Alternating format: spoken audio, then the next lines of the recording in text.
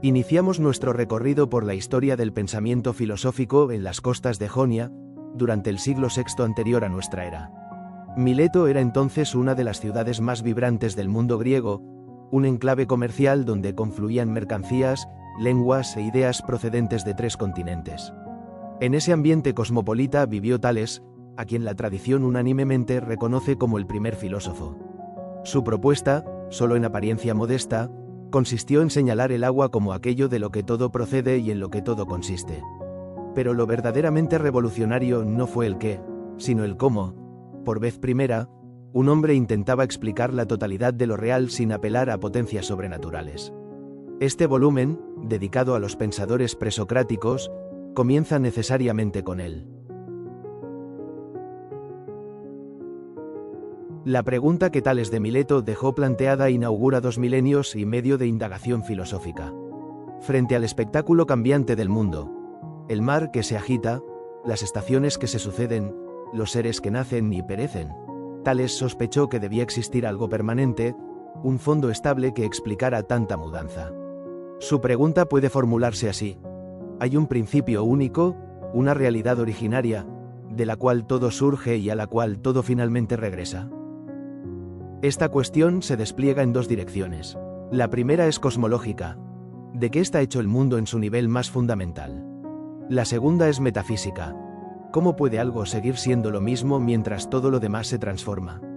Lo decisivo aquí no es aún la respuesta que Tales ofrecerá, sino el hecho mismo de que la pregunta se formule sin recurrir a los dioses. No se interroga por la voluntad de Zeus ni por las hazañas de Océano. Se interroga por la naturaleza misma de las cosas. Ese gesto es el que abre el espacio de la filosofía. Para reconstruir el pensamiento de Tales dependemos enteramente de fuentes indirectas. El testimonio más importante, con gran diferencia, es el de Aristóteles. En la metafísica, en Acerca del cielo y en Acerca del alma, el estagirita nos transmite las tesis que atribuye al Milesio: el agua como principio, la tierra flotando sobre ella y la afirmación de que todo está lleno de dioses.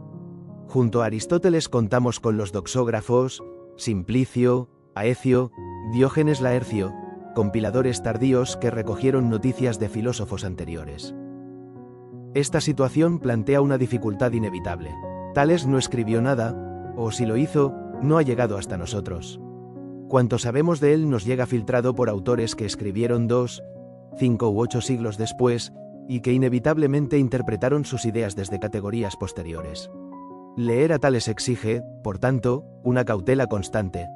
Lo que conocemos no es su voz directa, sino un eco transmitido a través de múltiples mediaciones. Mileto no era una ciudad griega cualquiera. Situada en la costa de Asia Menor, controlaba durante el siglo VI a.C. una posición privilegiada en las rutas que unían el Egeo con Oriente. Su puerto recibía mercancías, lenguas e ideas de 3 continentes. A esta prosperidad material se sumaba una circunstancia decisiva. A diferencia de Egipto o Babilonia, Mileto carecía de un estamento sacerdotal fuerte que impusiera un dogma obligatorio. Los relatos de Homero y Hesíodo nutrían el imaginario común, pero no constituían doctrina oficial.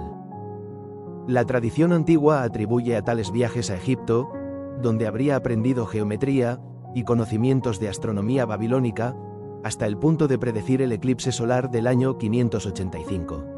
En ambas culturas el agua aparecía ya como elemento primordial, Nun en Egipto, Apsu y Tiamat en Babilonia. La originalidad de Tales no residió en la elección del agua, sino en haberla despojado de atributos divinos. Su agua no es un dios, es un principio natural. Llegamos al corazón doctrinal de la filosofía de Tales. El testimonio fundamental nos lo proporciona Aristóteles en el libro primero de la Metafísica. El fragmento clave traducido es el siguiente. Tales, pues, el iniciador de este tipo de filosofía, afirma que el principio es el agua. Conviene pesar cada término de esta declaración, porque en ella se condensa nada menos que el acta fundacional del pensamiento occidental. La palabra decisiva es arge. En el griego ordinario del siglo VI antes de nuestra era, arge significaba simplemente comienzo o mando. Pero bajo la presión de la incipiente especulación filosófica, el término adquiere una densidad nueva que conservará durante siglos. Arjé pasa a designar aquello de lo cual todas las cosas proceden en su origen, aquello en lo que consisten en su ser más profundo, y aquello a lo que finalmente retornan al perecer. El agua de Tales no es, por tanto, meramente el líquido que bebemos, aunque también lo sea. Es el sustrato permanente que subyace a la totalidad de lo real, la realidad última que permanece idéntica a sí misma mientras todas las apariencias cambian sin cesar. ¿Por qué precisamente el agua y no otra cosa? Aristóteles conjetura que Tales llegó a esta conclusión observando varios fenómenos naturales convergentes. El alimento de todo ser vivo es invariablemente húmedo. Las semillas, principio de toda generación, poseen una naturaleza húmeda. El calor mismo parece proceder de la humedad, como si ésta fuera su fuente y su sustento. A esto se añade un dato que cualquier observador atento podía constatar en Mileto. El agua es la única sustancia que encontramos cotidianamente en los tres estados: sólido, líquido y gaseoso, lo que la convierte en una candidata especialmente apta para explicar las transformaciones de la materia sin abandonar la unidad del principio. Más allá de la elección concreta del agua, lo verdaderamente revolucionario es la estructura misma de la afirmación. Tales sostiene que existe una arjé, un principio único. Frente a la multiplicidad inabarcable de las cosas que nos rodean, frente al torbellino incesante de fenómenos que perciben nuestros sentidos, el pensamiento se atreve a postular una unidad subyacente. Este es el paso decisivo: reducir lo múltiple a lo uno, descubrir bajo la diversidad cambiante un fundamento permanente e inteligible. A partir de este gesto intelectual, la filosofía griega desplegará durante siglos sus distintas respuestas a la misma pregunta fundamental: ¿cuál es la arjé de todas las cosas? Aunque Tales de Mileto no nos dejó un desarrollo argumental escrito, la tradición filosófica posterior ha reconstruido, a partir de los testimonios conservados, las razones que pudieron sustentar su tesis del agua como principio universal. Estos argumentos no deben entenderse como una deducción lógica formal al modo aristotélico, sino como un conjunto de observaciones convergentes que, tomadas en conjunto, hacían verosímil la primacía del agua. Examinemos los 4 argumentos principales. El primer argumento es de carácter cosmológico. Tales afirmaba que la Tierra flota sobre el agua. No la concebía suspendida en el vacío ni sostenida por soportes divinos, sino reposando sobre una masa acuática inmensa, como un leño que flota en el mar. Esta idea, que hoy nos parece ingenua, tenía una virtud explicativa considerable. Los terremotos, fenómenos aterradores para los antiguos, podían entenderse como el resultado del movimiento de esa agua subterránea. El agua, por tanto, no era solo el origen de las cosas, sino también el soporte físico permanente del mundo que habitamos. El segundo argumento es de naturaleza biológica. La observación más elemental muestra que todo ser vivo requiere humedad para existir. El alimento que sirve para nutrir a plantas, animales y hombres es invariablemente húmedo. Las semillas, principio de toda generación, poseen una naturaleza húmeda. Un cuerpo completamente seco no es un ser vivo, sino un cadáver. El agua, concluye Tales, debe ser la condición misma de la vida. El tercer argumento apela a las transformaciones observables de la materia. El agua es la única sustancia que encontramos cotidianamente en los tres estados: sólido como hielo, líquido como agua fluida, gaseoso como vapor. Esta plasticidad la convierte en la candidata idónea para explicar cómo una misma realidad subyacente puede manifestarse de formas tan diversas sin dejar de ser lo que es. El cuarto argumento procede de la experiencia inmediata de un habitante de Mileto. En aquella ciudad portuaria, vuelta permanentemente hacia el mar Egeo, el agua se mostraba como el elemento más dinámico y omnipresente. Rodea la tierra por todas partes. Cae del cielo como lluvia fecundadora. Brota del suelo en manantiales inagotables. Regresa continuamente al mar por el cauce de los ríos, en un ciclo incesante que los antiguos ya reconocían. Esta ubicuidad y este dinamismo constante sugerían que el agua no era un elemento más entre otros, sino el principio mismo del movimiento y del cambio. Tomados en conjunto, estos 4 argumentos configuran el primer esfuerzo documentado por ofrecer una explicación racional y unificada del cosmos. Afirmar que el agua es el principio de todas las cosas no es una tesis aislada. Como toda afirmación filosófica genuina, despliega consecuencias que van mucho más allá de su enunciado inmediato. Una vez aceptada, obliga a repensar la naturaleza del cosmos, la estructura de la realidad, el lugar de lo divino y el método mismo del conocimiento. Estas implicaciones, que Tales probablemente no explicitó pero que su pensamiento contiene en germen, son precisamente las que hacen de su figura algo más que una curiosidad histórica. Examinemos las 4 implicaciones fundamentales de su tesis. La primera implicación es de orden cosmológico. Si todo cuanto existe procede en última instancia del agua y retorna a ella, entonces el universo no es un agregado caótico de realidades inconexas. Es, por el contrario, un todo ordenado y unitario, un cosmos en el sentido griego del término. Un conjunto bello y armónico precisamente porque está regido por un único principio subyacente. El mundo puede ser comprendido racionalmente porque posee una estructura inteligible. La segunda implicación es estrictamente metafísica. La tesis de Tales establece, por primera vez en la historia del pensamiento occidental, que la realidad no se agota en lo que los sentidos perciben. Existe un nivel fundamental, no evidente a simple vista, que la razón puede alcanzar. Se inaugura así la distinción entre apariencia y realidad, una distinción que atravesará toda la historia posterior de la filosofía. La tercera implicación concierne a lo divino. Aristóteles nos transmite una enigmática afirmación de Tales: todo está lleno de dioses. ¿Cómo entenderla a la luz de su tesis del agua? Si el agua es principio de vida y de movimiento, y si el agua lo impregna todo, entonces la naturaleza entera está de algún modo animada. Lo divino no reside en una esfera separada, más allá del mundo. Es inmanente a la realidad misma, la atraviesa por completo. No estamos ante el politeísmo tradicional de los relatos homéricos, sino ante el primer esbozo documentado de lo que podríamos llamar un panteísmo naturalista. El principio divino se identifica con el principio material del cosmos. La cuarta implicación es de carácter metodológico y quizás sea la más decisiva de todas. Si el mundo puede explicarse a partir de un principio natural como el agua, entonces ya no es necesario recurrir a genealogías divinas ni a relatos míticos heredados. Para comprender la realidad basta con observar atentamente la naturaleza y razonar a partir de ella. Este gesto, en apariencia modesto, inaugura lo que siglos después llamaremos pensamiento científico-filosófico. Tales no necesitó invocar a Océano ni a Tetis para explicar por qué la Tierra tiembla o por qué las cosas cambian. Le bastó con mirar el mar, el cielo y los seres vivos, y preguntarse qué tenían en común. Quien se adentra en Tales tropieza enseguida con zonas de sombra.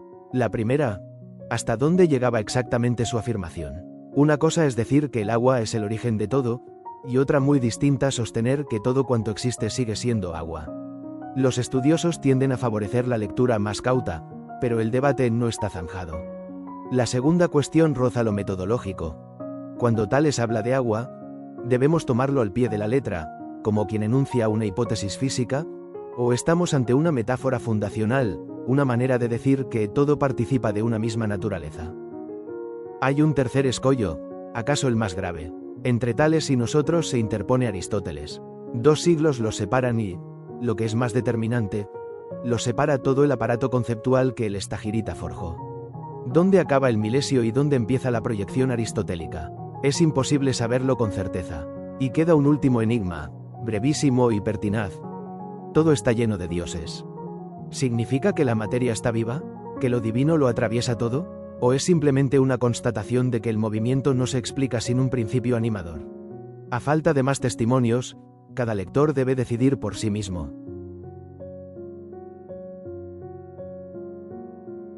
La figura de Tales ha sido objeto de encendidas discusiones entre los especialistas.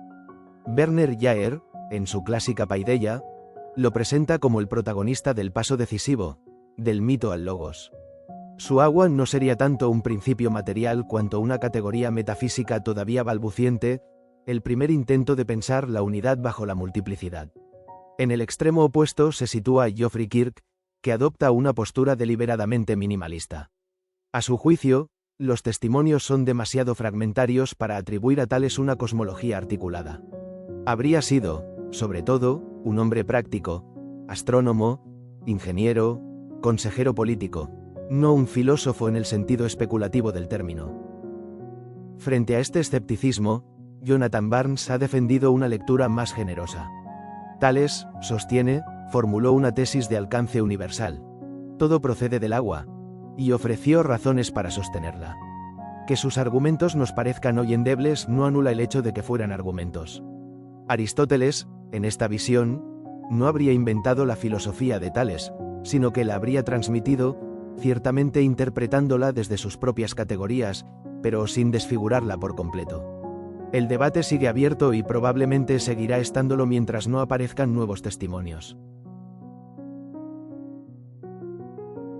Llegamos al final de nuestra lección sobre Tales de Mileto. Conviene retener 3 ideas fundamentales. La primera es esta: Tales fue el primero en formular la pregunta que inaugura la filosofía.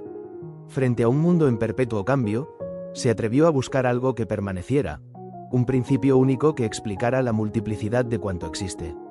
Y lo hizo sin apelar a genealogías divinas ni a relatos heredados. Ese solo gesto basta para concederle el título de primer filósofo. La segunda idea concierne a su respuesta. Tales propuso el agua como arjé, aquello de lo que todo procede, en lo que todo consiste y a lo que todo retorna. No fue una ocurrencia arbitraria. Se apoyó en observaciones precisas. El alimento es húmedo, las semillas son húmedas, el agua adopta todas las formas visibles de la materia. Su respuesta puede parecernos hoy insuficiente, incluso ingenua, pero fue una respuesta razonada, y eso es lo que cuenta. La tercera idea mira al legado. Lo verdaderamente perdurable de Tales no es el agua, sino el camino que abrió. Después de él, explicar el mundo significará cada vez menos contar historias sobre dioses y cada vez más observar la naturaleza y ofrecer razones. La filosofía, la ciencia, la investigación racional de lo real. Todo eso comienza con su pregunta. Por eso cerramos con esta frase: lo importante no es qué respondió Tales, sino qué se atrevió a preguntar. Para quien desee profundizar en Tales y en el conjunto de los presocráticos, 3 obras resultan especialmente recomendables. Las fuentes primarias imprescindibles son los pasajes ya citados de Aristóteles, libro primero de la metafísica, acerca del cielo y acerca del alma. En cuanto a la bibliografía secundaria, el clásico de Werner Jaeger, Paideia, Los ideales de la cultura griega, ofrece una interpretación ya canónica del paso del mito al logos que Tales protagoniza. Junto a él, el volumen de Kirk, Raven y Scofield, Los filósofos presocráticos, sigue siendo la obra de referencia inexcusable. A estas puede sumarse la excelente recopilación de Jonathan Barnes en inglés, Early Greek Philosophy. Aquí termina nuestro recorrido por el pensamiento de Tales. En la próxima lección continuaremos en la escuela de Mileto con su discípulo, Anaximandro. Así que les esperamos allí. Gracias por su atención y hasta pronto.